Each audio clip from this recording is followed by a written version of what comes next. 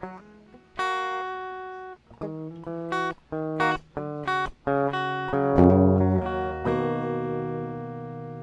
fucked up a little bit on that. Can I try that again, Kyril? Mm-hmm. Okay, cool.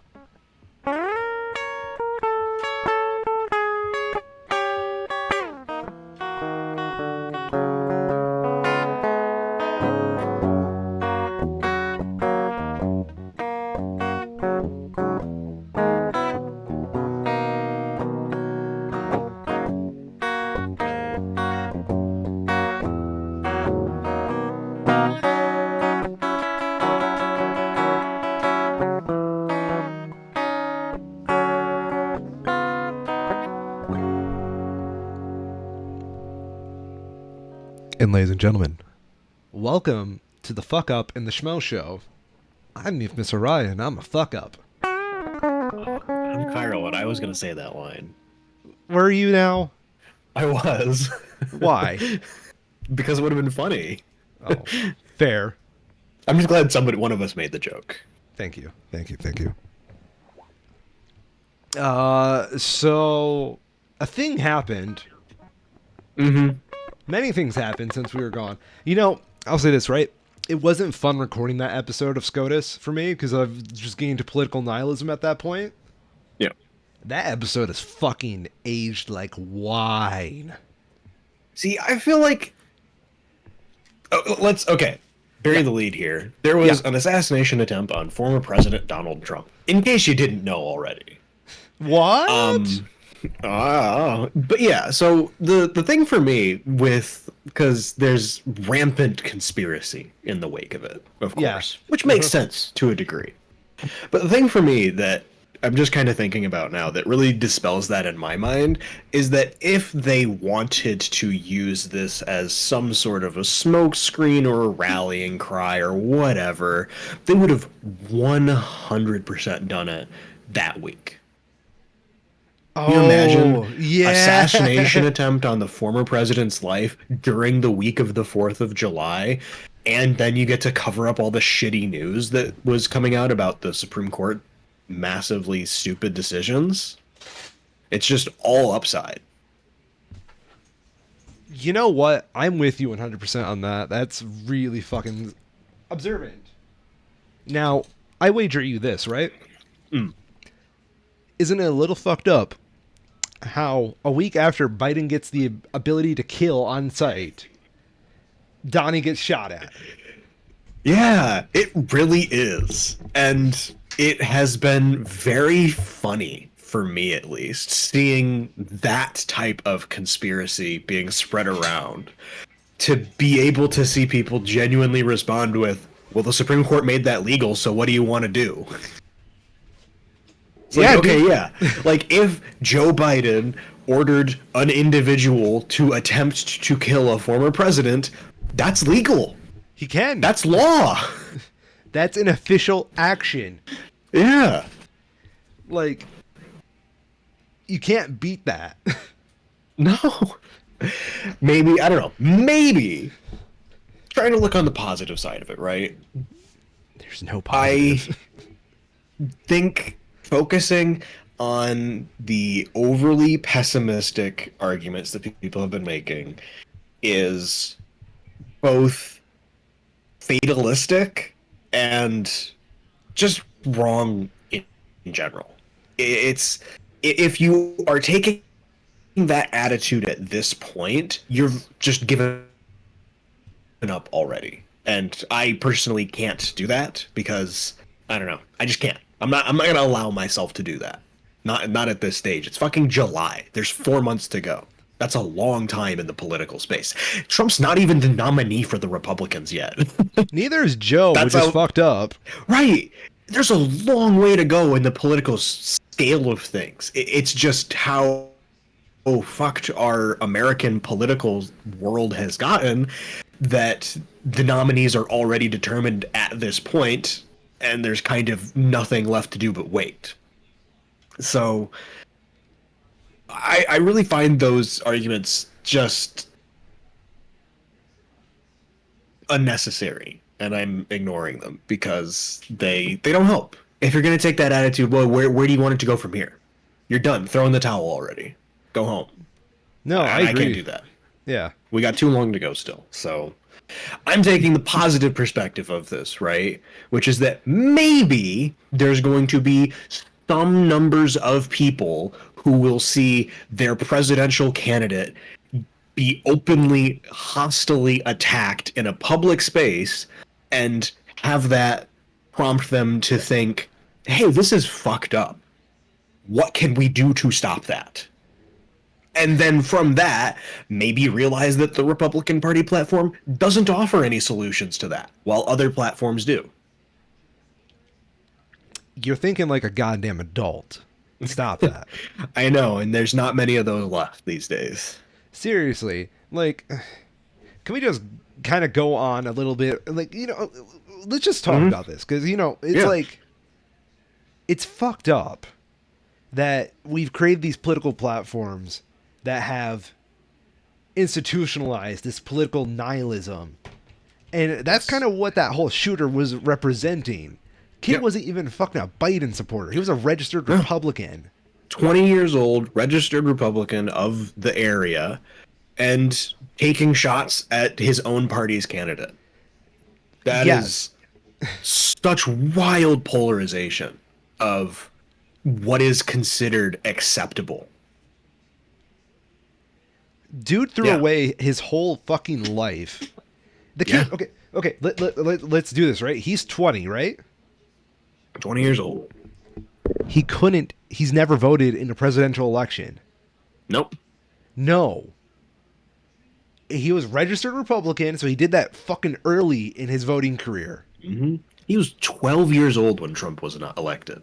Was he? Oh my god. Yeah. 8 years ago. The scary thing about aging, I find, is that the world is changing, and I'm not changing as fast as I used to. And that makes me feel old. For sure. Anyway, yeah, this kid threw his life away to take a shot at Donnie. Mm-hmm. And he felt it was justified. Because he was raised on a fucking platform. He never voted in a fucking... He probably voted in 1 or 2 elections, right? Probably one maximum. At best. 2 at most. And that depends on when his, when he actually would have had chances depending on his state. He's a Zoomer, so he probably only did it once. Yeah. He didn't care about his local elections. Mm-hmm. So, bro is so in the Republican minefield that he had one election, registered as a Republican in that one election, and then seeing the present situation, he took everything he was politically given as a philosophy and took that into action to kill a man. Mm-hmm. That's fucked up. Very. Yeah. It is also, in a way, representative of our political system, though. Yeah. Where we have 2 candidates that I think it's very safe to say that the vast majority of people, if you were to put like Trump, Biden, and literally anybody else on the ballot, literally anybody else would win in a landslide. I love those polls that are putting Kamala as a test position. Yeah. There's actual comedy in that. Because it's true. Yeah. I'm not People a Kamala are deeply fan, unhappy with the current state of what are, for all intents, the only political parties in the United States. And it is very sad that for a lot of people, because you can be certain that this person is not independent in their worldview, that the only way to enact a change within those parties is through an act of terrorism like this. And you're right. It's more depressing that it's hard to refute that. No, it's not. It's quite simple, actually, because you see this kind of shit with Biden, the left on Twitter, who are just patiently running out Biden's clock. Yeah. You would think of someone who held the most powerful office in the U.S., right? Mm-hmm. You know, they would be just given clearance to just fucking retire. But no, we are so done with their shit. We're actively looking for ways to get them the fuck out. You know, Jimmy Carter, you know, to a lesser extent, Clinton, Obama, and the Bushes might be like the last generation to get like that peaceful retirement.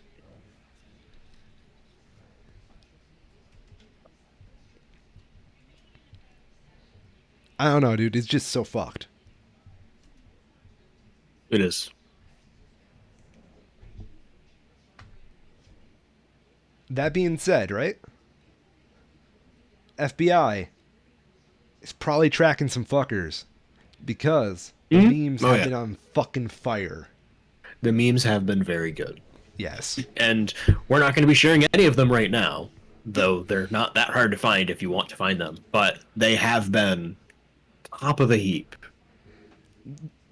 We and won't. surprisingly quick in their creation. It's But I do amazing. think, though, Yeah. that is a symptom of something that, and I mentioned this when we were chatting before the show went live. Yeah. It's a symptom of the way that the media discussion around this has been stilted.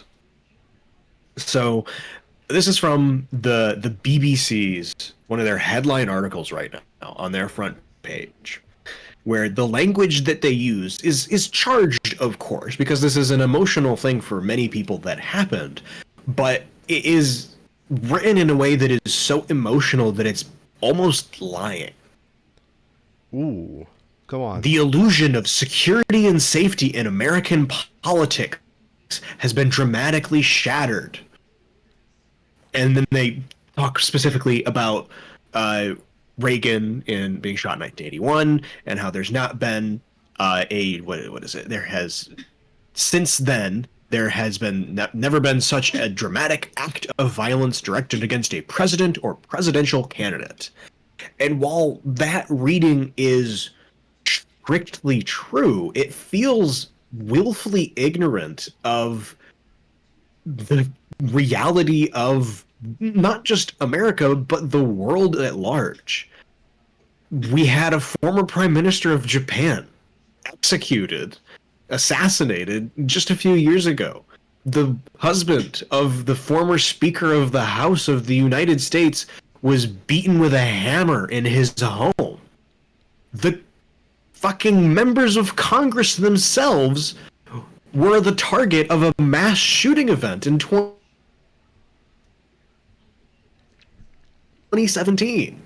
These aren't obviously circumstances where the literal president or former president was involved, but these are all individuals who are just as likely to be under Secret Service protective details. You know, take your pick of how you want to describe it, but they're Yeah. individuals who are aware of the risks that are posed to themselves by people who don't like who they are or who they associate with.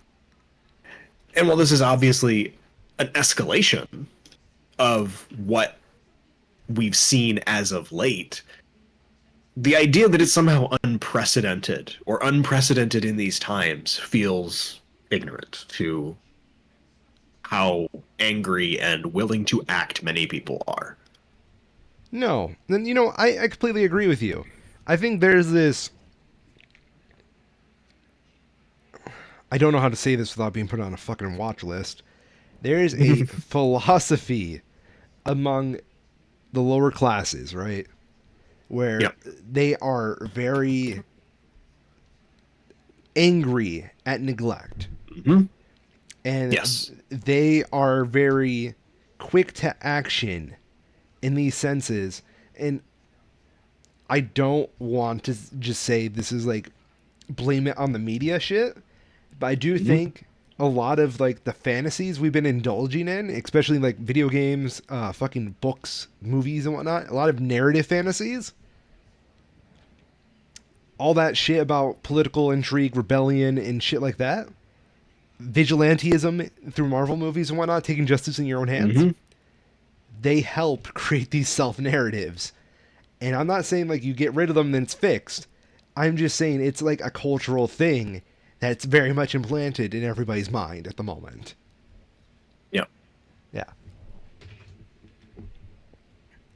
definitely is. Lots of people are very angry and unhappy, and they don't know why exactly, because the things that are causing problems in their lives are very complicated and indirect. And it's very easy for people to take advantage of that and try to point that anger at things that they so choose it to go. Yeah.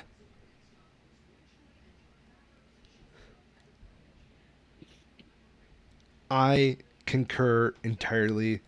And you know what? I do want to kick one person during all this, right? Yeah. Fucking Elon coming out saying, "Oh, it's attempted at assassination twice." Yeah. Fuck you. Yep. Yeah. We'll be talking about him later. Are we? Yep. Okay, I'll save my fuck you Elons for that. Someone else that deserves a shout out, I think, is Don Jr. Oh shit. Okay. Because I have exactly zero sympathy for him, especially so. Because, and then there's many others that I'm sure also fall into this camp, but specifically him, because he did tweet out his Paul Pelosi Halloween costume that was a pair of underwear and a hammer. So fuck you, Don Jr., specifically. You're a piece of shit. We should just have like a.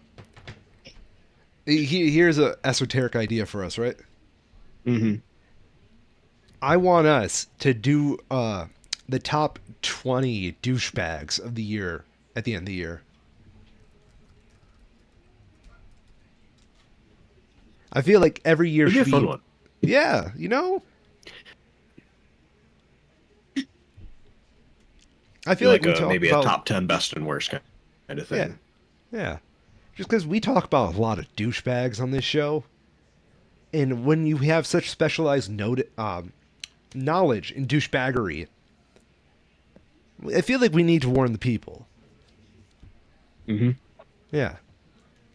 For sure. I do want to give one last shout out in closing to a particular meme I saw this morning that I'd forgotten about until now. um, but there's a very good one of somebody who was at a baseball game and about to record somebody who is going up to be at bat, and the recording starts with the camera pointed at themselves, and as the recording starts they get like a notification or something of the assassination attempt, and it cuts from them going like, holy shit, somebody tried to just assassinate the former president, and then it flips to the other camera, and then it immediately, whoever's at bat hits a home run and everybody just goes crazy. That was a good meme. It was fucked up. I was at fucking Cheesecake Factory when it happened. And then I get home, we start playing a game of Magic the Gathering. And like halfway through the game of Magic the Gathering, I just pull out my fucking phone for no reason. And all I see is like headlines everywhere about the assassination attempt. Mm-hmm. It's going to be one of those things where you have to remember where you were when the shot happened. Yeah. I shout out to a local business, Fieldstone Grill here in Portage. They're expensive, very expensive, objectively so. But they have a sea salt and pepper fried, like pan fried shrimp appetizer. Fucking amazing. 10 out of 10. So, yeah. That's where I was. I was eating some shrimp. Damn, dude.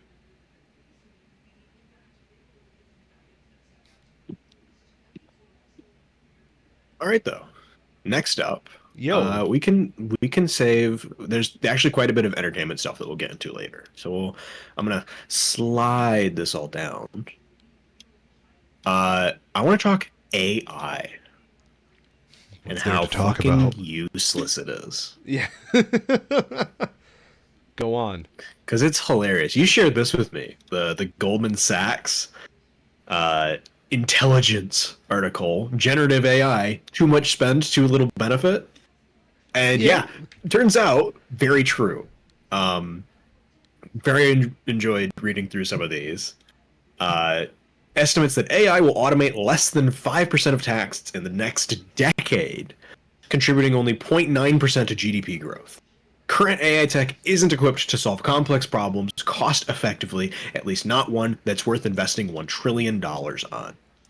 Uh, and then a quote here, but 18 months after the introduction of generative AI to the world, not one truly transformative, let alone cost-effective application has been found.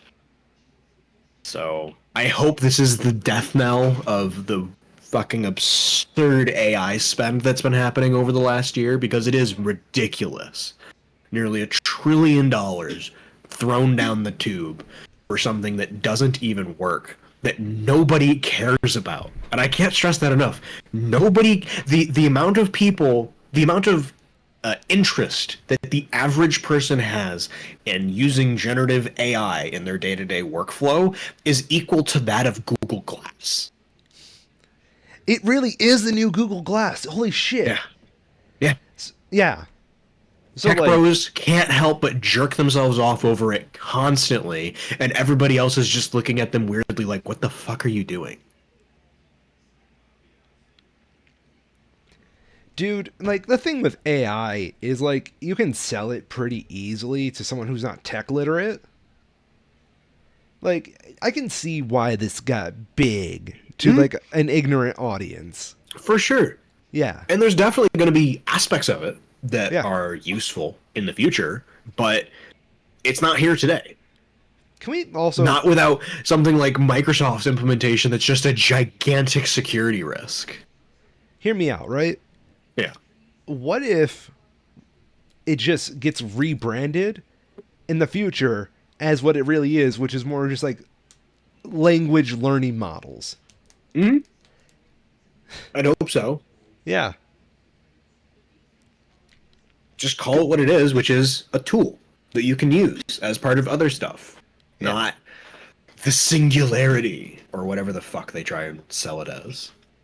A really good example, I think, for it that I've come across, because I am in like casual conversation with a lot of people online who weren't in like the financial tech for NFTs, cryptocurrency, and all that sort of stuff, Okay. but they are involved a lot in the current generative AI kind of stuff, just because that's what their research and development tends to be centered on.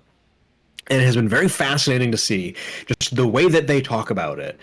It has a lot of parallels to me for how I saw people talking about cryptocurrencies, NFTs, where you have very smart people who are very good at their jobs, who know how to make a thing like an algorithm or a website or a code set, you know, take your pick.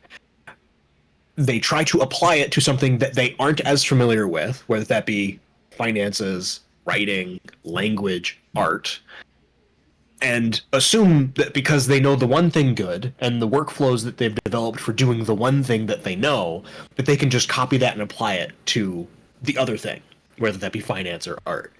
And it reeks of that, particularly with the generative art piece kind of AI stuff, where you'll see these tech prototypes who just can't, at like a very fundamental level, understand why it is that taking somebody else's work, repackaging it for your own thing, chopping it up and putting it back together, and then spitting it out is not okay. Because they've become so ingrained in doing that with their development work, where you look for somebody who's done the thing that you're trying to do already before, and you take bits of their code and put it into your code to save time. And they don't even think twice about it. And then they just go and they apply that same philosophy to other aspects, not aspects, other disciplines, and they can't understand why it's different and why it doesn't apply. I love how that implies such a narrow worldview. Yeah, Yeah. often is. The medium is the message, and the environment does in fact shape us.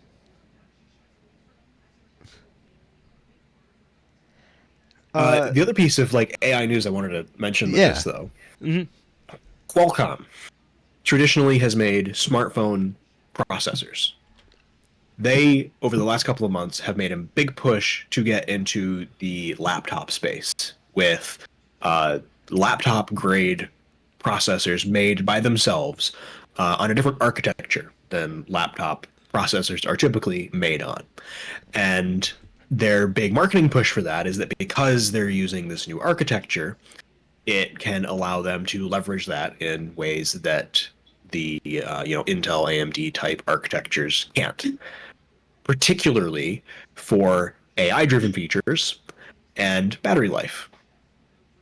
And it is very funny seeing that in the wake of those releases, Qualcomm, through their feedback that they get from people buying their products, using them, their marketing teams, are finding that overwhelmingly so, people don't care about the AI features of their new laptops. They just care about the better battery life. Get fucked. Yeah.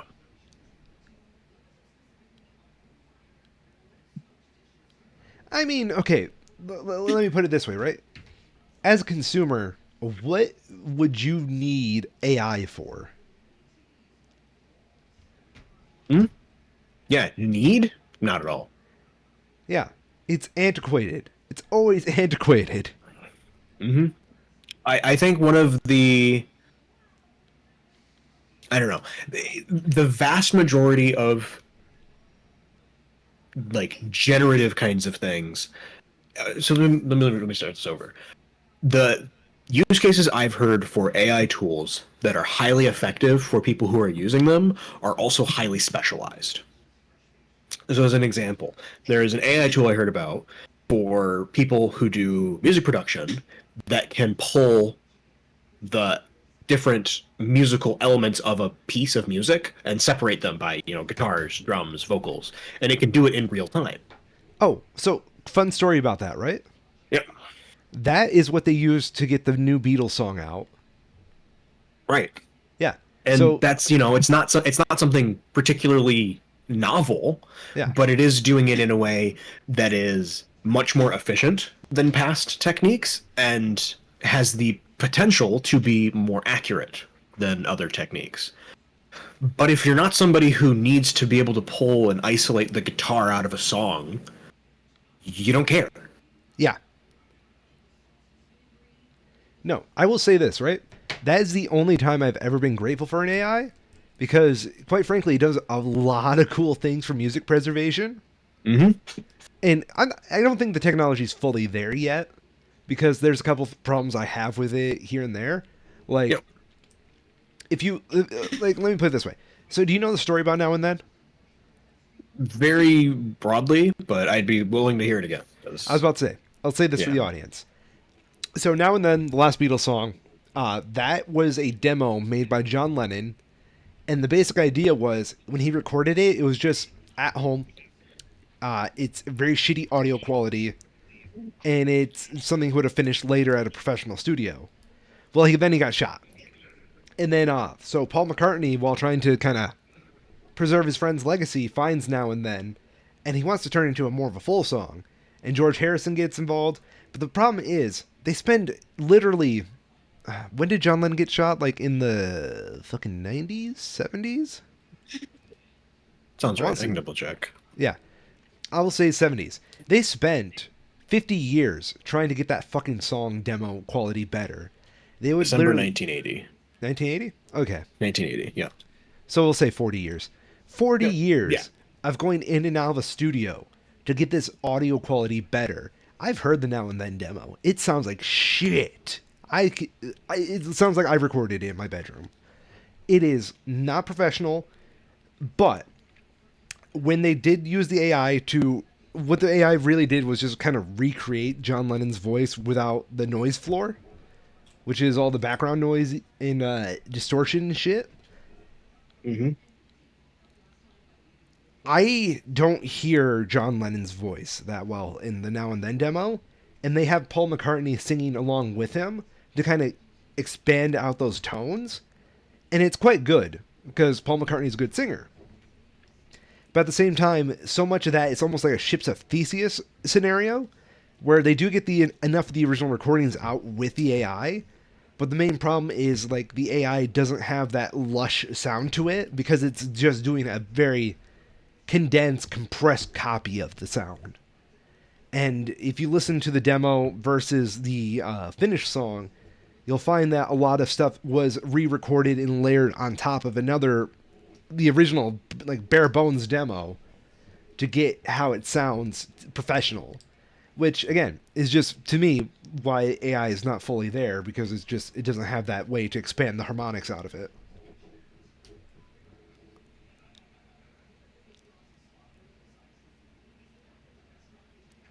Mm-hmm. I feel like a fucking nerd. Okay. Nerds are cool. That's all right. It used to be, right? Like, fuck. I, what, what was the nerd culture like at your school, Carol? Oh, so my school was deeply rural and had Yeah. classes of about 40 people. So, yeah, Samesies, dude. non-existent. Dude, I got fucking beaten up for liking manga as a teen. Like a little Mm-hmm. preteen. Now I see that shit. Fucking FYE making him bufu bucks. That's unfair. Mm-hmm. I am glad that trends have changed. Yeah. Great example of that I was going to bring up later, but this is a great time. Did you hear about the Hololive Dodgers collaborative baseball game? Fucking what? Yes. Which is it? I don't know where the Dodgers are actually are. Let me just look it up and see if it pulls it up. Los Angeles, the LA Dodgers had a VTuber Hololive. Maybe it's not Hololive, but a VTuber night featuring Gar Gura and Pikoru being like presenters for the show. So like Gar did a singing of "Take Me Out to the Ball Game," and they had Pikoru and another one who I don't recognize who did other like fun things throughout the duration of the game, just like things that would come up on the big screens, right? Yeah. And yeah, absolutely, it feels like going crazy seeing the videos of it because it's just like, what is going on? Is this okay now? You're allowed to just like this kind of stuff publicly? You don't have to try and hide it? What's happened? This reminds me of a fucking joke I made out of Spencer's yesterday. It was a Hot Topic. Fuck. Okay. So we were showing some friends around Grand Rapids yesterday, and we were at a mall. We got into the Hot Topic to look at the shirts and whatnot, and there's a Hooters shirt with an anime girl on it. And I was just like, what the fuck? Like, it makes too much sense, right? Mm-hmm. Like, Hooters embracing anime? Yeah. Yeah. And it was at that point I realized my life's calling was to make cat girl Hooters. This is your one and only time to get in on this investment deal, Carol. I'm down for it. I'll put in like all $50 that I have. All $50 that you have. Yeah, that's enough, right? You know, it might just be enough. Because we're going to have to, send all of our waitresses for trainings to do the nya properly. Mm-hmm. God. I'm sorry, I just cursed myself there. I think a picture though. This is the trio they had for the night. And it's just like these were real baseball cards that were really made and distributed. I thought this wasn't real. I've seen these. Yeah, no, they're not only are they real, they're official.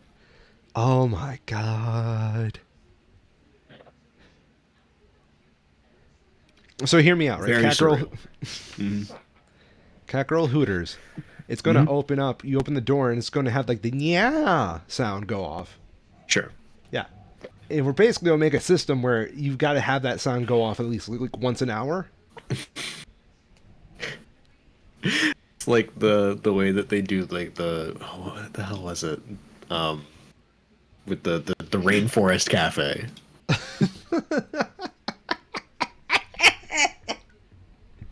I didn't think of that, but yes. Yeah. Okay. Please get me off this topic. I do not want my mind in this pure space. Speaking of, actually, I was curious if you had either heard of or watched the I don't even know what the actual like translation is, the Deer Girl anime thing. Fucking what? Yeah. Shikanoko. Been they only have one episode out, and it was, in my opinion, kind of mid, but the memes from it have been very good. So here's the opening for later if you want to take a peek. But uh, as an example of a meme, here we have the main character, Gear Girl, murdering the shit out of Homelander. That's good shit. It's good shit. I don't know much about this Homelander fella, but he doesn't strike me as very nice. But yeah, it's super absurd, and I don't know. I think it kind of, for my taste at least, it goes too far at times. Where it's just like, okay, you're just being like kind of dumb to be dumb, and I don't find that entertaining. But the memes are good. So we're having Deer Girl Hooters as well? Mm-hmm. Yep. Damn. It's the hot new thing. Anthropomorphized anime girl Hooters.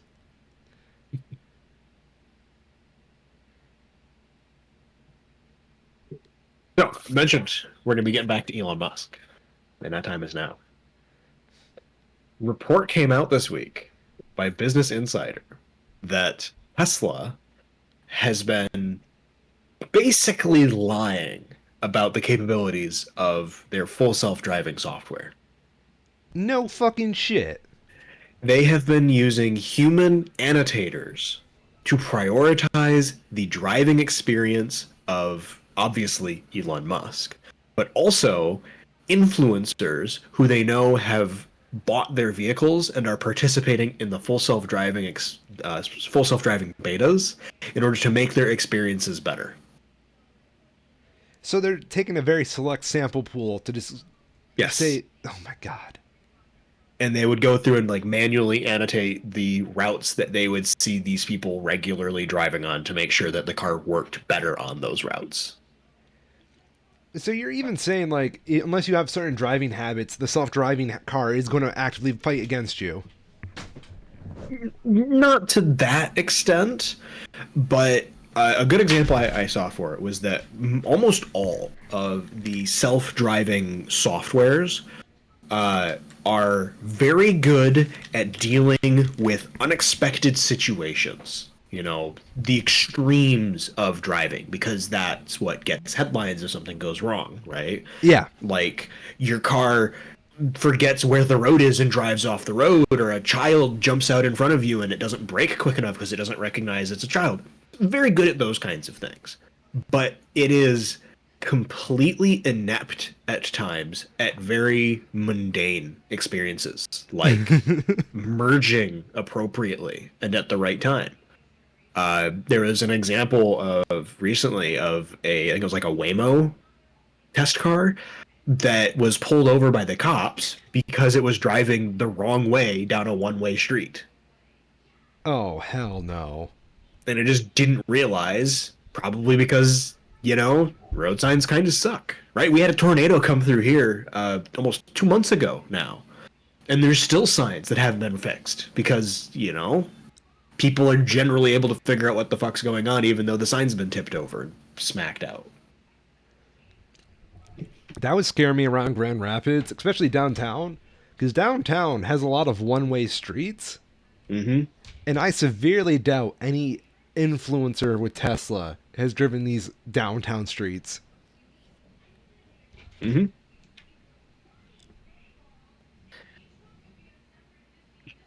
So yeah.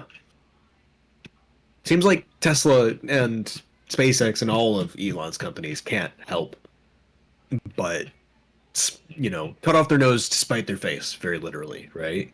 Yeah. I was talking to my parents this last week, and it helped me to realize that, oh yeah, you could just do this for internet service too. Like, a certain influencer lives in a rural area and has subscribed to your Starlink service. Well, now the satellites just, tip 5 degrees off their regular axis to make sure that that person has good experiences when they talk about it. That sounds Very like easy Elon. to do. Yeah. and almost impossible for people to, from the outside look at it and see that that's happening.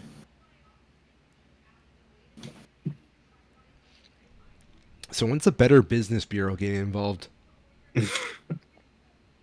Yeah. They should honestly be involved well before this, just for the fact that they've called it like self-driving like 5 different ways at this point, and it has not been self-driving in any of those circumstances. I mean, okay. Yeah, the BBB should be involved with that, but the Department of Transportation, I feel, should also be involved in the conversation when you describe that software the way you do. Mm-hmm.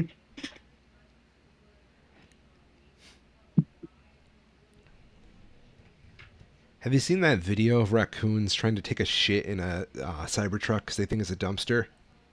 No, but I would like to.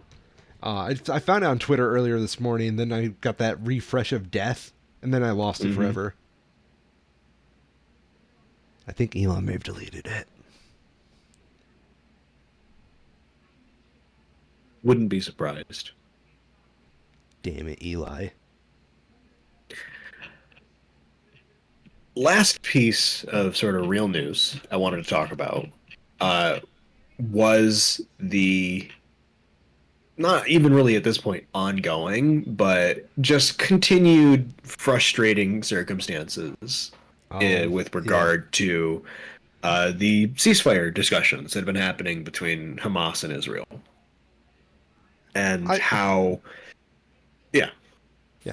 I'm sorry. I just wanted to bring up the fact that you keep using the word discussion when I don't think that's really the term anymore. yeah, I don't know, ceasefire talks. I don't Yeah. know. Like, I don't know what to call it. it's not It's fun. Yeah. No. Um, Biden administration has been working with parties, or with members from both parties, since at least May of this year, to try and find some common terms to facilitate at least a temporary ceasefire in Gaza. Earlier this week, the representatives of the Biden administration announced that they were on the verge of completing a temporary ceasefire talk that would result in both a ceasefire for Gaza for at least 6 weeks, as well as the release of dozens of hostages that were still being held by Hamas. By all accounts that I've been able to find, the only reason that that has not happened at this point is Netanyahu specifically refusing to sign on to any deal that could impact his political viability as it relates to the right-wing extremists amongst his party who want the war to continue ad nauseum. And that sucks. I mean, it's just good for business at this point for them. Pretty much. Yeah. It is very literally the only thing keeping Netanyahu in power at this point. Yeah. The war continuing ensures that he retains the support of these extreme right-wing members of the Israeli government, and the continued support of those people means that his position as prime minister is remains secured.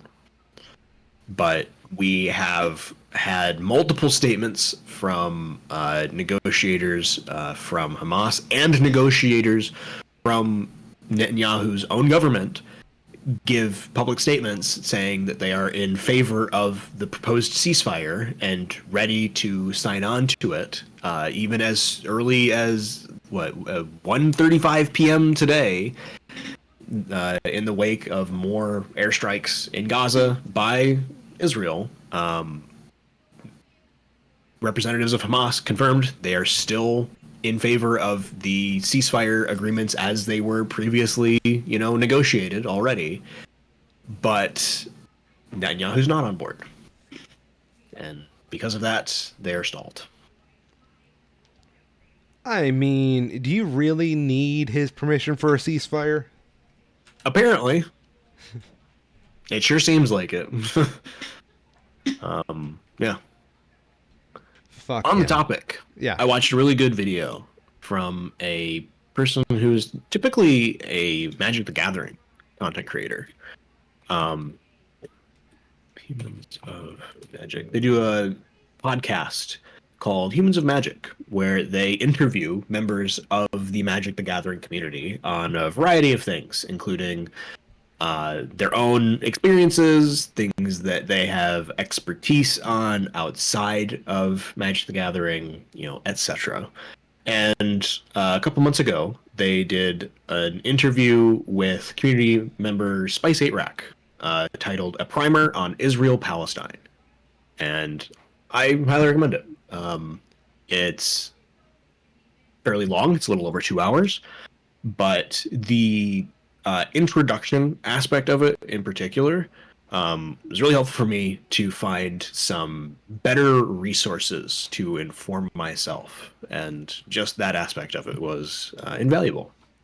So, Damn. yeah, it's really fucking sad that more movement can't be done to get to the end of it.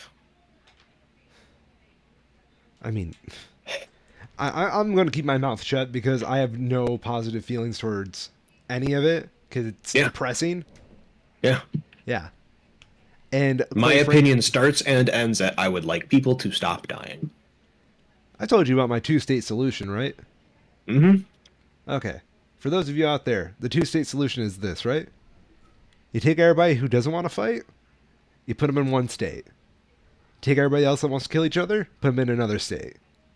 Only way to get peace. Yep. And nobody on either side would ever agree to that. So they're happy to Never. keep blowing each other up indiscriminately until the end of time, it seems. You know, I want. I'm kind of curious now. What kind of natural disaster would need to happen to stop that?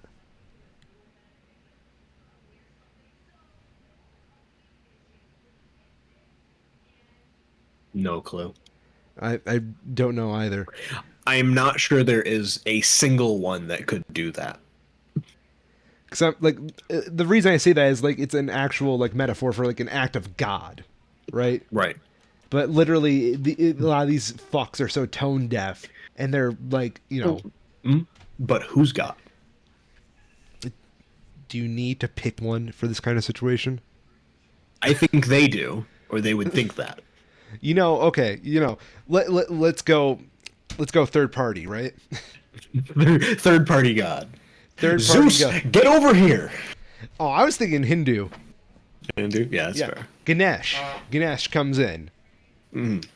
Yes.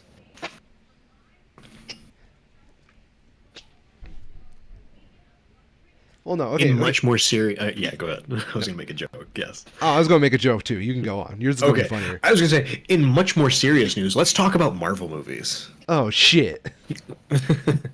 Did Captain America say Israel has a right to protect itself? I did want to comment though on the Marvel stuff in general. I wasn't realizing until you mentioned the date for Captain America: Brave New World coming up that we've only gotten a single Marvel movie this year. Yeah. We're only going to have Deadpool and Wolverine. And skimming back, other than literally 2020, the last time that happened was I have to hit the load more button on the page. 2012 with the release of the original Avengers. Really? Yeah, that was the last time there was a year where only a single Marvel movie released. Every other year has had at least two. To be fair, this is the Avengers of Fox Films. Yeah. Pretty much.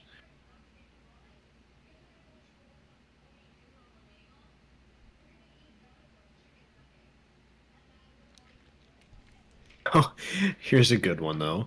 If you count non-Marvel Marvel movies, non-MCU Marvel movies, you have to go back to 2009 because The Amazing Spider-Man also released in 2012. Damn, dude. Could you wait? Is it Amazing Spider-Man 1 or 2? One, the first one, I believe. Okay. Could you imagine Though they having to don't try? have Amazing Spider-Man 2 on here, which is kind of interesting. Even they don't want to talk about it. Imagine you're trying to fight the highest, what will be the highest grossing superhero movie of that year, Yeah. with Andrew Garfield's first movie. Yeah.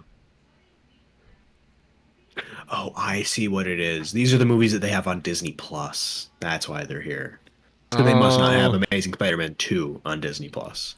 good on them. Same with like the original X-Men trilogy. Those aren't on here either because they must not have the rights locked in at They this could be on point. Hulu.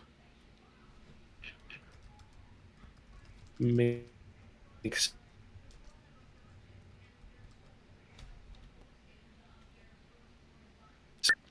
but yeah, Captain America: Brave New World got its official teaser.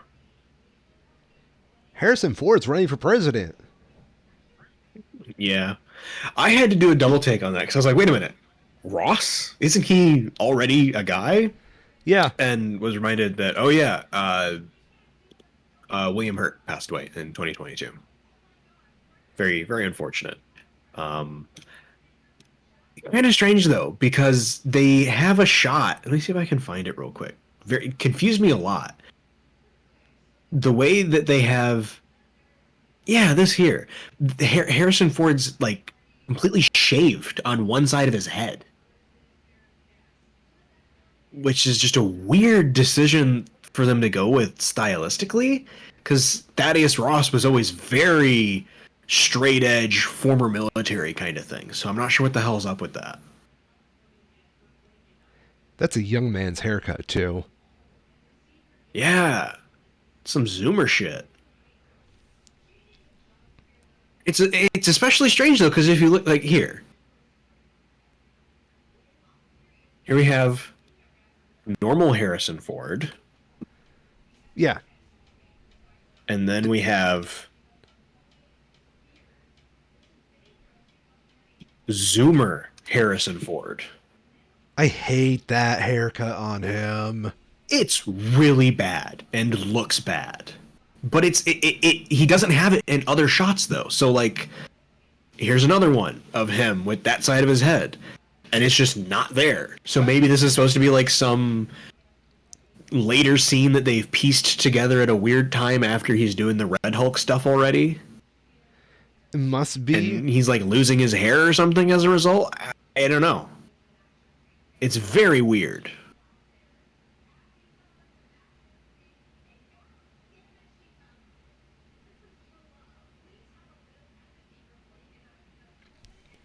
But yeah. Yeah, So Brave New World scheduled to come out February 2025. We get our first proper theatrical Captain America movie with Sam Wilson, Anthony Mackie in the lead role. can I just say I like how they are still keeping the theme of the Captain America movies to this, because they're Yep. kind of spy movies, right? Mm-hmm. Yeah, A bit. It's obviously it's a trailer, so it's very hard to tell from just a trailer. The way the trailer is cut doesn't give me much encouragement. I really enjoyed the aspects of Winter Soldier when it's just Cap and Black Widow just like talking. Those scenes are paced really, really well and give you a lot of really good information about who those characters are. And we don't necessarily need that at this point for Sam Wilson's character, but I do feel like it's going to be missing just because this movie doesn't seem to have room for those kinds of, tense, quieter scenes. It seems kind of on rails the whole time. But I'd like to be pleasantly surprised and have it be the contrary. I will say I'm excited for this movie on one specific reason. Yeah, Giancarlo Esposito is in it. absolutely. Fucking love that man. He's amazing. Yeah. Well, fucker, you haven't even seen Breaking Bad. What the fuck are you talking about? He was in The Boys. You know, Lots of stuff, honestly. to be fair, he does get a lot. He gets typecast a bit, but it's a hell of a type to get cast for. My favorite thing is with Breaking Bad, people say it's a curse that Giancarlo Esposito is typecast, and that whole show got Bryan Cranston out of his Hal from Malcolm in the Middle typecast. Mm-hmm. So the curse just transferred. This is also me, as your friend, Kyril, right? Yes. Please do yourself a favor and fucking watch Breaking Bad already. I know. I should. Yeah. I made my peace. I'll move on. Be a silly man somewhere else. Oh, is this? I actually don't know. I haven't seen the. What the hell is it called? The Captain America Winter Soldier TV show. Oh yeah, like Falcon and the Winter Soldier. Yeah, that one. Yeah, I assume this is the same character, but they have an Isaiah Bradley listed in the cast for it as the character. I believe that's the same, like, former super soldier from the Korean War who they visit in that series. that makes I'd be sense. very seems like a very cool character, and I would be very interested to see them returning. So that's an interesting thing to have included. Also, Liv Tyler's in this. What Who's was that? she in? Uh, Erwin from Lord of the Rings. Oh, uh, Was she in the other? No, not 2003. Was she in the Incredible Hulk? She was in the Incredible Hulk, so she's reprising her role. Fascinating. that's a deep cut. Yeah, as Thaddeus Ross's daughter. Weird. Why is this a I, Captain America movie? Because this is very vaguely a Hulk movie so far. well, it is obviously Red Hulk. Yeah. Um, that's a nice bit of a cut, though. Back to that, the Incredible Hulk movie is, I think kind of it's appropriately maligned for the quality that it is, right? But it is nice to have the powers that be in the MCU give it a bit of a strong nod here and be like, yeah, we acknowledge that you existed and we respect the work that you did at that point. Yeah.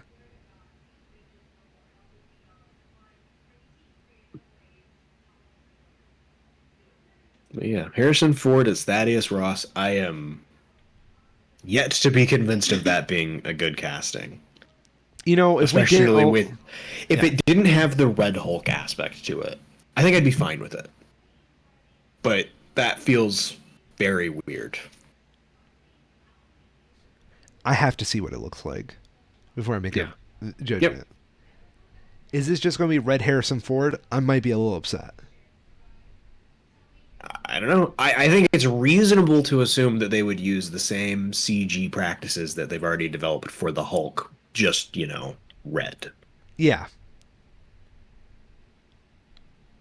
The bigger thing for me, though, is that even if the character itself is modeled and animated perfectly, I am unconvinced that Harrison Ford can give the kind of performance that that kind of character would demand to be convincing.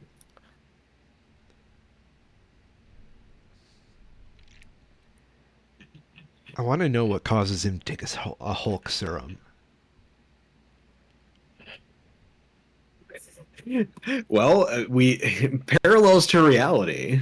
Great timing on Marvel's part. Maybe they're the one who did the assassination attempt, a guerrilla marketing thing. We see in the trailer that somebody takes shots at now President Thaddeus Ross. So maybe that's why he takes the Hulk serum, and we have Red Hulk Trump to look forward to over the next couple days. That'd be kind of funny. Mm-hmm. Orange Hulk. Orange Hulk. Can we get like just a whole rainbow of Hulks? Because I'd be cool with that. It'd be fun. Yeah. I do wonder how many of them that there are. Comics wise, I think there is a small collection. Oh, man, Hmm. I'm going to have to dig into my research here.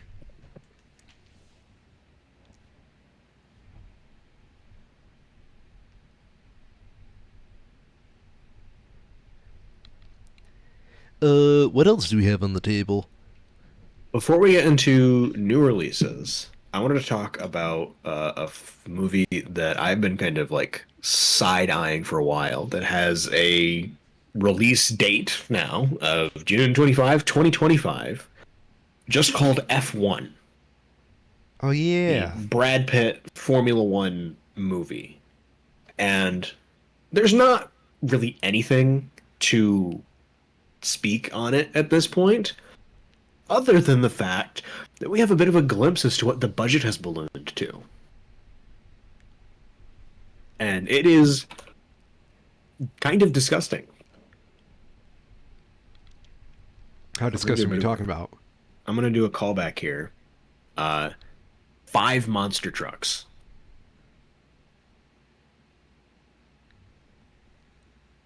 I'm sorry, I'm trying to remember the budget for monster trucks. I had to look it up. $60 million.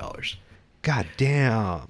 So they have cracked $300 million in their production of this movie so far.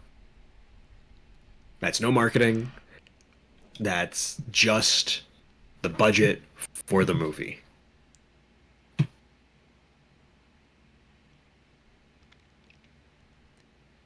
I don't like it. This is just like an F1 movie, right? Just about F1 racing? Yeah. Yep. And it does in I mean, a large part of it seems to be that they've had to do massive reshoots because the actual story for it, for what we've seen, doesn't seem super compelling. But the cinematography looks great, which is, I guess, the best that I can say for it. It looks like, from what we've seen so far, that they've captured the sort of like feeling of watching Formula One live, as well as what it would feel like to be in the Formula One car. There's a really great sense of speed that is both intense but realistic, right? Compared to like Fast and the Furious, you know? Mm-hmm. But at the budget that it has gotten to, there's basically a 0% chance that it makes it back, assuming the numbers are accurate. And it's just like, what are they planning? I don't understand.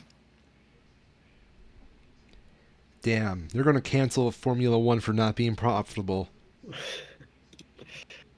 Well, and that's kind of the irony of it, though, is that when they started making this movie, Formula One as a sport was deeply not profitable, largely due to COVID, coronavirus, and people not being able to attend races in person.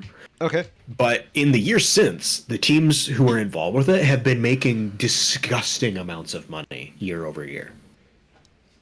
The ones that were able to make it through that period, to the degree where that there's now Michael Andretti, American race former racer and current like race team owner, wants to buy a seat in Formula One, and he's basically being told no because the seats have gotten to be worth so much now that the agreements that they made back in like 2021 that sort of set the price for what a seat should be worth are now, it's only 3 years out of date, but they're nowhere close to realistic anymore.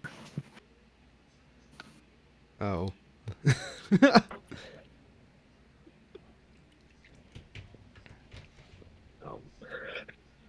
But movies that are actually out and that you could go and watch in the theaters. You saw one.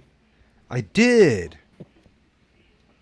Shrek 5 was the biggest disappointment since my son. Is that a thing? Oh my god, that's a thing. Shrek 5, yeah, that just got confirmed, bro. 2026. I have no anticipation for that movie. So wait, I'm just realizing this now. That is the 250th anniversary of the founding of the United States, 1776 to 2026. I think that's how that works. and we're gonna be celebrating it with Shrek 5. That's patriotic as fuck. Hey now, we're all stars. Okay, I do have to comment on this real quick though while we're on this tangent. I Yep. googled Shrek 5 and the first news article is a Yahoo one. What are you doing, Yahoo? Alec Baldwin involuntary manslaughter trial begins. Shrek 5 hitting theaters summer 2026. John Bon Jovi's mother dies 83. Dude, the funniest thing, I'm sorry, I'm going to reference the memes. I know we mentioned we wouldn't go too far into the fucking Donnie memes. Yep. Alec Baldwin got cleared of charges for the shooting on this day of the shooting. Yeah. Yeah. Wild. That's more of a joke of Alec Baldwin almost being a sociopath, but that's funny. Well, though I was going to say though I guess we could briefly talk about that because it is kind of interesting from a law perspective as to why that happened because not only were the charges dismissed in this specific case, they were dismissed with prejudice, which basically means that they can't be tried again. Yeah. Because the prosecutors involved made such an egregious, like, I guess you could say, lapse of judgment in their handling of the case that the judge involved has basically said that there is not a way that you could fairly retry this, given how badly you fucked it up. So, Alec Baldwin, probably also true, but the prosecutors involved with it just making very, like, first year of law school type blunders that they should not have been making. Are lawyers just getting worse in the U.S.? Yes. Okay, Yeah. cool. I mean, but that's kind of the case of everything, right? The bars across the board tend to be getting lowered. I tried to make an appointment for a dentist's visit in Portage this week, and you would not believe the easy fucking jobs that these people have. They work like 20 hours a week, and almost all of them have the big, websites of like, we're taking new people, and then you call them and it's like, oh, actually we're not, and we're about to go take an hour for lunch over a 5-hour day. Yeah. Because fuck So, you. Yeah.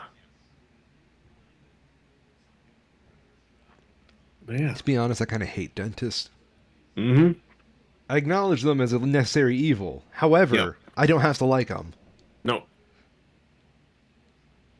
Okay. Inside Out 2 was the most disappointing thing since my son. No. Kyril, did you ever see the original Inside Out? I did. What'd you think of it? So I would say that my perspective on it was a bit skewed because I saw it as part of a psychology through film course at Olivet.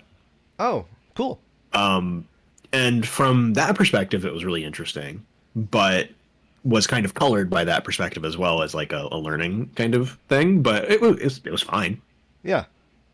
Yeah. I like the original Inside Out. I went and saw it in theaters for my birthday, actually. Mm-hmm. And I felt it was, kind of how I had like this very basic interest in psychology at the time. So I appreciated a lot of the concepts they were trying to convey. Inside Out 2 is better. Is it? Just outright better. It's more focused. It has a more appealing message. And okay, if Inside Out 1 is kind of like a textbook on psychology, Inside Out 2 is like a decent therapy session. Interesting. Yeah. Because like the whole movie is framed as the development you go through puberty. Mm-hmm. And a lot of it is framed around the anxiety emotions. The whole film is this very good examination on what anxiety does to a person. And as someone who does, struggle with that, I thought it was fucking cathartic. And it is very much this very nice study on how it's like putting a mirror up to someone with anxiety. And I think anybody who's struggled with the emotion or, the concept of anxiety can come into this movie and see themselves in like one or two scenes. Mm-hmm. And like the best part about the whole fucking thing. You care for a spoiler? No, go for it. Okay. So they basically show anxiety at its absolute worst and even do like a pretty good panic attack scene. And you think like the whole message of the film would be we gotta get rid of anxiety. Never gets rid of. Which I love that. Like you don't solve anxiety. But what they do instead is find ways to tame it. Which is absolutely amazing. Fucking love that. I also found it to be very fun. I think it was well Mm-hmm. written, and I was only mildly put off by some of the new voices. And I somehow was this, concerned about that. yeah, Some of them seemed a bit more abrasive. yeah. Another thing I would like to point out is this movie somehow made it over the $1 billion mark. Seriously? Yeah,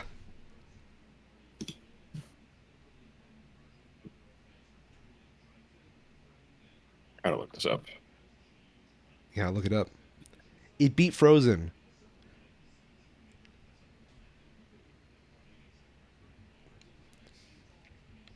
Oh, right, because Frozen 2 beat Frozen as well. Weird. Yeah, that's pretty crazy. Yeah, 1.3. and of course it's a fucking Pixar movie, so it's gorgeous. Yeah. I will say this, right? I went into this movie not knowing why there was an Inside Out 2. I came out of this movie wanting an Inside Out 3. It is that good. It is like Shrek 2 and it just builds on the idea. Mm-hmm.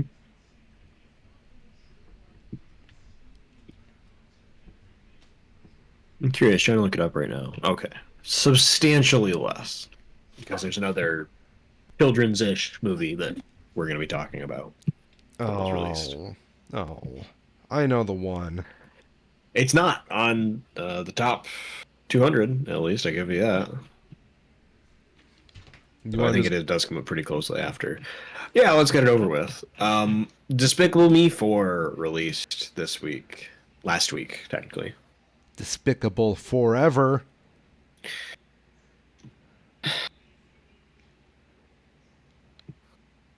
Why? I just want to know why. Yeah. That's always something I fundamentally don't understand why these movies either exist or are successful. Okay, I'll give you this, right? The first one is not that bad. Sure. Yeah. But However, like, yeah. let me look it up again. Despicable Me 3 made $1 billion. No.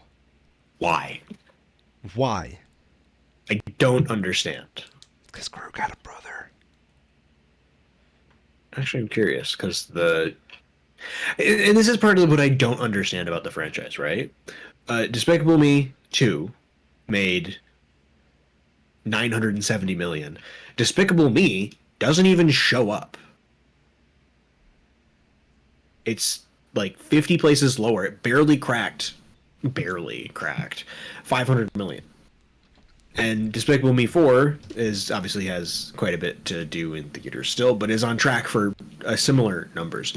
And I don't understand. I do not understand why these movies perform as well as they do. Just Illumination in general is something that does not make sense to me as a concept. The animation studio, that is. Really, I'm kind of with you on that because I want to know. Have you noticed a terrible amount of minions this time around in the Despicable Me cycle?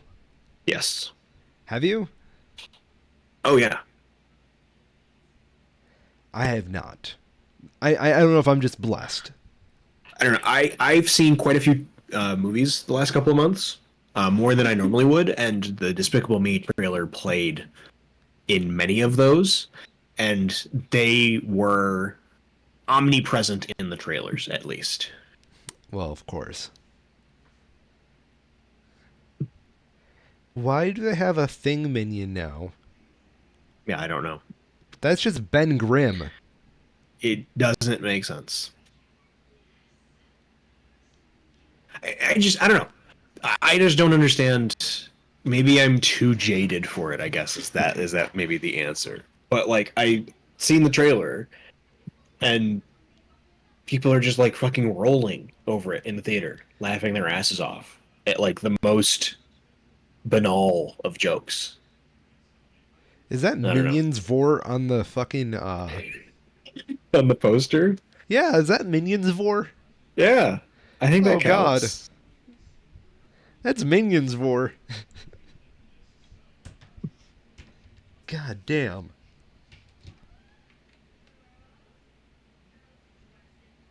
Yeah. That's I don't Vor of my understand it. comfort character. I am glad that the critic scores at least seem to align with that reality. 54% critics, 90% audiences. You know those some bots. Those are some bots right there. I don't think so. Not necessarily.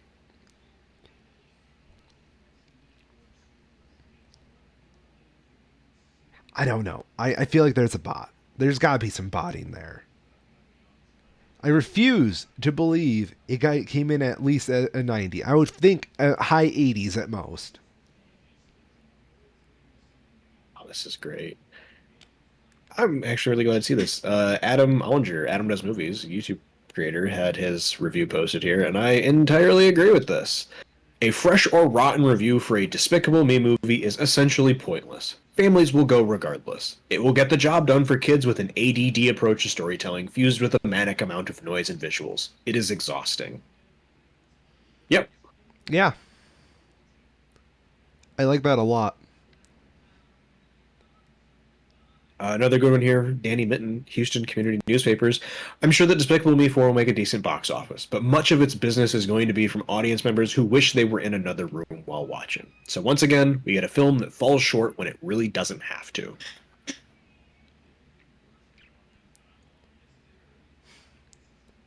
Entirely agree. So what I you're think that is saying? a very strange thing with the current state of like mass media in general right now that we're seeing is that these projects have gotten so bloated on average that they just kind of forget why they existed in the first place. It's been really fascinating seeing the discussion around the Elden Ring DLC release. Oh yeah. Where it's just like objectively not the most prettiest rendered game, but as a medium for interaction and storytelling, it doesn't need to be the prettiest thing. It's very effective. I don't know. It is. It's weird. We need smaller budgets for everything again, Did you hear about the and I don't Disney know how we leak? get back to that. What's that? Did you hear about the Disney leak? I don't think so. So apparently, like a 1 terabyte of data was taken off Disney servers, Yeah. and a lot of it was just like production stuff for stuff in film and whatnot. Mm-hmm. Not really stuff that we don't already know about. Mm-hmm. However, it did give an idea of how Disney views like all their projects. Yeah. So they have like stuff tiered as like high budget projects, mid budget projects, and like low budget projects. Mm-hmm. I didn't care about most of this. I only found out because of fucking Doctor Who was leaked on there. Mm-hmm. Apparently, Doctor Who, according to Disney, is a low budget project. I'm not too overly surprised by that, but that is very funny. Animation is so expensive now, right? Mm-hmm. Yeah. Doctor Who being able to sort of cheat by using real locations so much probably gives it a massive leg up with its budget. Like, how much does it cost to fill in a generic British home? True. You've built the TARDIS set already. You don't have to keep paying to people to animate it, right? Yeah. To be fair, like the show was always low budget. Yeah. Yeah. I don't Yeah, know. because it was basically a children's show for a long time. Yeah. Well, also like a lot of the designs on it are made to be built on as low of a budget as possible. Like the fucking TARDIS is Oh yeah. Or the like using props and costumes that were already made for another project. exactly. Yeah. Or like I don't know what it is. Someone once gave a budget of how much it takes to build a full Dalek suit, hmm and it's like super cheap. Yeah. Yeah. It's a trash can with some shit glued on it. It really is though. You just got to put in like some little motors to have it scoot around, and you're done. No, I totally believe it. I do think it is a massive shame that the industry has gotten as stilted as it has in that regard, right? Like the days of a Star Wars movie, right? Making its blasters from the, discarded props from World War II films are gone. Yeah. Everything is made to order. Just go back to that. I don't know. 1 second. Yep. And we're back. Sorry about that. There were some audio issues going on there. Yeah. Yeah. No, I agree with you though. Star Wars. Mhm. I appreciate Star Wars more than I like it at this point. Just on like the technical marvel that it truly is. Mm-hmm. And like all sci-fi is kind of on that scale. It's so impossible to make that realistic nowadays without blowing a gasket on the budget. Can I give you a fun fact? Because Yo. I noticed this when I was looking up, just like what movies have had $300 million budgets in general, right? Okay. And it stood out to me that The Force Awakens sits top of the pile with a $447 million budget, and The Rise of Skywalker comes in a close third with $416 million. Would you like to take a guess what they spent to make A New Hope? Probably a quarter of that. No, way less. Fuck me, what? $11 million. Fuck off. $11 million to make probably the most influential science fiction film of all time. Yeah, no, like A New Hope probably is the most influential. And that's like not even. That's not nothing. Alec Guinness, Obi-Wan Kenobi, was a very well-established actor. Harrison Ford, basically in his prime at that point.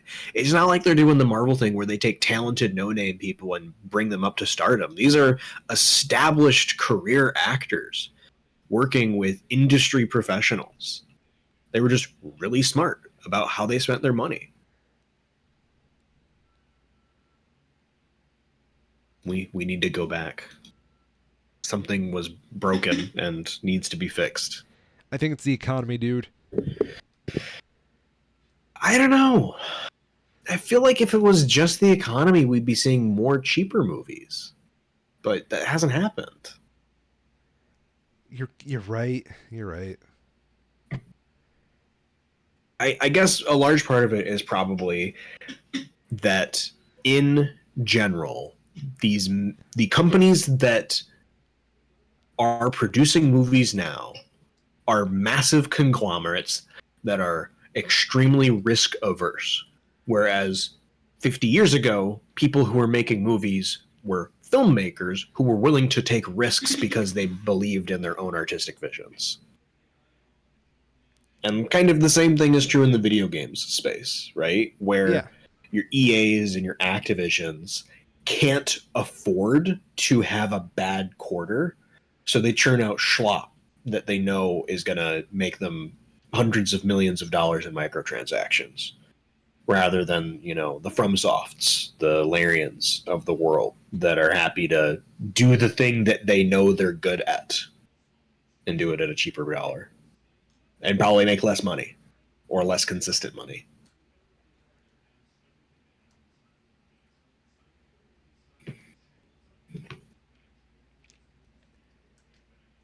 So apparently an episode of Game of Thrones costs more than all of Star Wars A New Hope. I believe it. I That's totally fucked believe up. it. Yeah. You could make you can make 5.5 Star Wars: A New Hopes for the cost of one monster trucks. Just like, where did we go wrong? I What a think horrible figure that is to have that be true. okay, let's say it like this though, right? Yeah. Not everybody was a young George Lucas. True. Yeah. But I don't think you have to spend another $50 million to make up for that shortcoming. I don't know, man. I think George Lucas really was onto something until he went crazy. For sure. Yeah. Very much a visionary. It's a shame he died so young.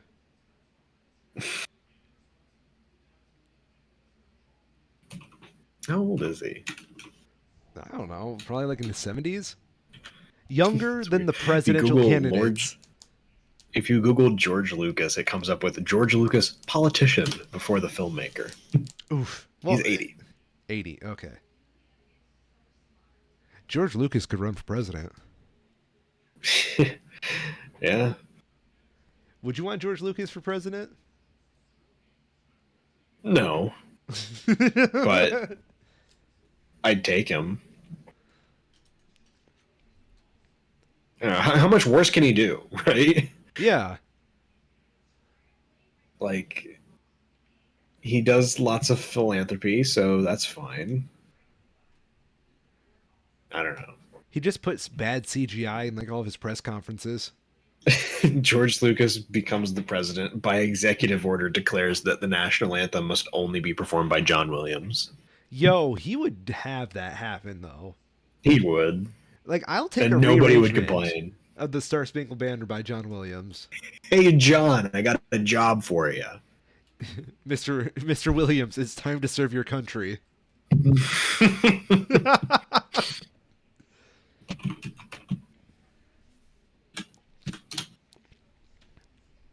Man, John Williams is 92. Holy crap. Okay, this might be our only chance to actually get a good Star Spangled Banner. He could run for president. How is John Williams so old yet still doing so much shit? Mm-hmm. What was his last big thing? I want to say it was Rise of Skywalker. No, he did the New Indiana. He did, yeah. And that was supposed to be like one of his last ones. What a way to end. I mean, to his credit, it's a good score.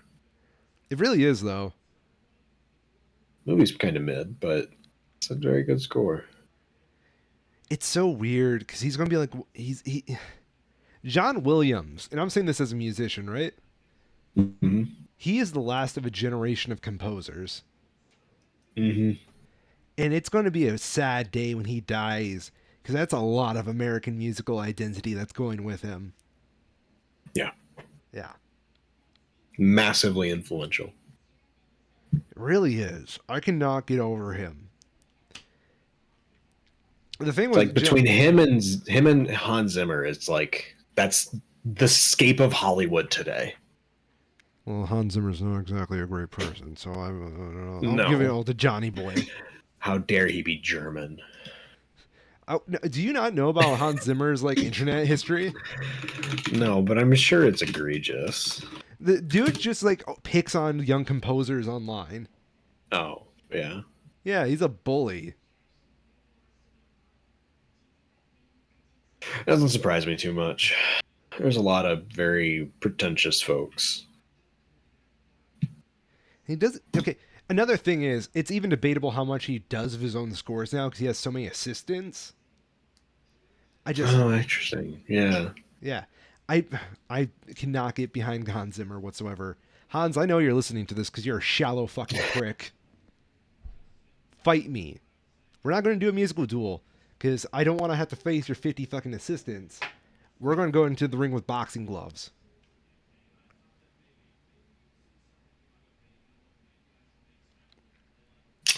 Couple other movies to run through. Yeah. I don't know if you can call this the big release this weekend. Fly Me to the Moon, Scarlett Johansson, Channing Tatum. Talked about this briefly a couple weeks ago. Um, yeah. Any thoughts? I like "Fly Me to the Moon," the song. Hmm.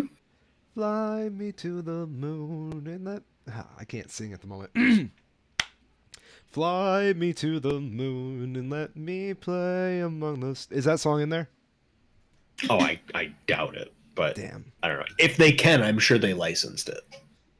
I would love a good movie about jazz. And I'm not talking about just Hmm. like Whiplash, but like more about jazz. It's like it's American history right there. You need to honor it. For sure.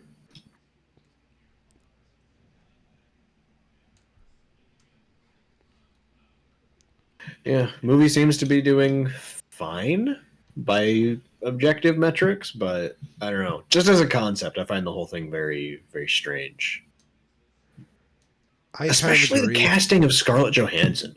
Like everything else about this movie is very kind of medium, you know? Like Yeah. it's got Channing Tatum, Woody Harrelson, very talented individuals, but not big budget, you know? Ray Romano And is in then it.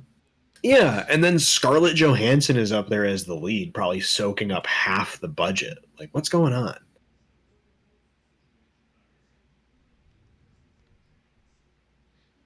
I have to wonder if they made the script for it and greenlit it, and then they got like early reviews for it, and were like, "Oh shit, this is just kind of mid." And they're like, "Well, what if we put Scarlett Johansson in here? She gets people into seats." That's all I can figure. Somebody did her a favor at one point. Could I be. think she owed someone else a favor.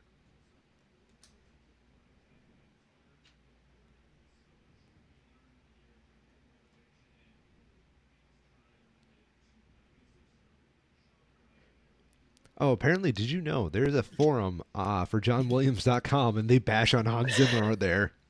Amazing. That's like a street gang right there, and I'm up for that. It's very good. Next release for this weekend, Yeah. Long Legs. Oh yeah, that looks good.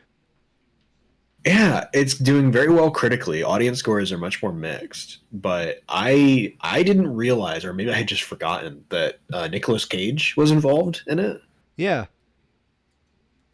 But the trailers looked kind of like quirky but interesting, and now that I've seen that like Nicolas Cage is the villain, I guess antagonist, it kind of takes it up a notch. Where it's like, oh, maybe I will go see this. It strikes me as Silence of the Lambs with Nick Cage as Hannibal Lecter. Hmm.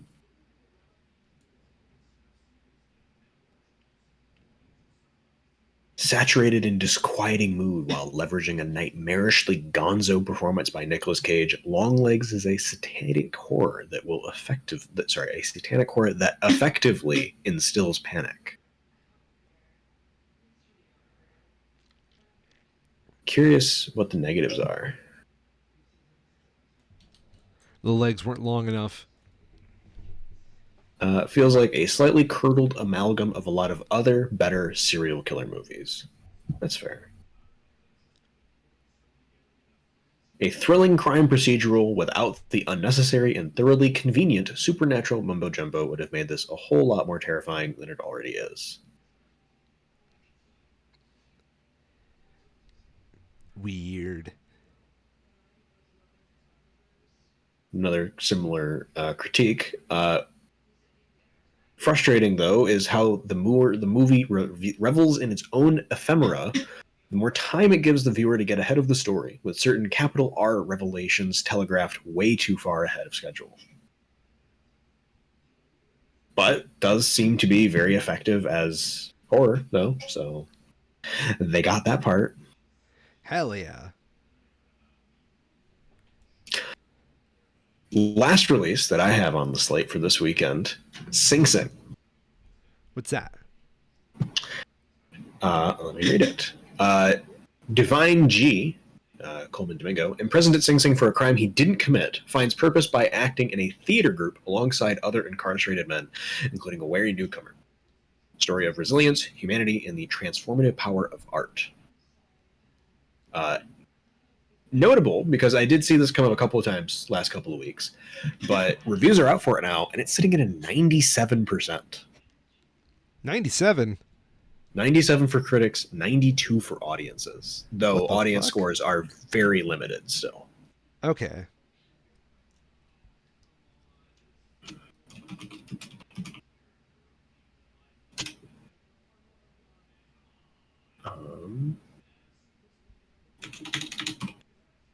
I'm curious. Oh, if there's any show times. Doesn't look like it. Nothing like that Google's pulling out, at least.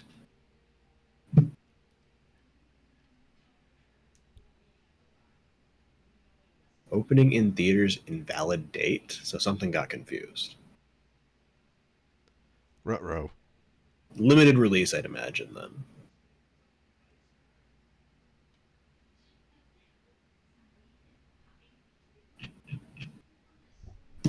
But yeah, that's what I got. Perfect. I think that's all I've got as well. I do have one more since we have some time. I closed this out because it was just like, maybe not. Only worth noting because it has a coveted 0% on the tomato meter. Lumina, who seems to have the only, it's like a sci-fi horror, I guess? No fucking clue. Very heavily cribbing from the iconography of the Don't Blink Doctor Who episode. Or not Don't Blink, the fucking library one. Oh, yeah. With like the skeletons in the spacesuit kind of thing. Yeah, hey. It's like, yeah, I see what you're doing. Yeah. Yep. Their slogan is, embrace the darkness, fear the light. Yeah. 11 critical reviews, none of them positive. Well, that's a darn shame. Could you imagine that, though? Like, you work hard on this movie, you truly believe it's a passion project, and you love it. And then, Zoom, 0% on Rotten Tomatoes. Yeah, I would have to hope that they knew before that point that things weren't working out. I have to imagine that they can't be that ignorant, but I guess you never really know. Yeah. I don't know. I agree with you, but at the same time, okay, I guess here's my thing, right? I've worked on a shitty movie once or twice, like just composing, and I will say it's kind of one of those things you do see like the writing on the wall ahead of time, but at the same time, I like to think that what I was contributing to it would put it above a 0, because like there's so many things that contribute to fucking film that you would think like, if your contributions can save it from being a total dumpster fire. For sure. Yeah. And that is a failing of Rotten Tomato as a platform when you are looking at a sample size of 11, right? Yeah. Mm-hmm. It's very easy for something that's just like in this case, because skimming through some of the reviews, the overall is just like starts off good, but kind of falls apart at the end and is just not generally very entertaining as a result of that. So if you have 11 people that are just like, yeah, this is like a 3 or a 4, there's some redeeming parts, but it's overall not something we'd recommend, that doesn't show through in a 0%. Correct. But I do think that's like, kind of a scary thing to kind of live with in the production. For sure. Yeah.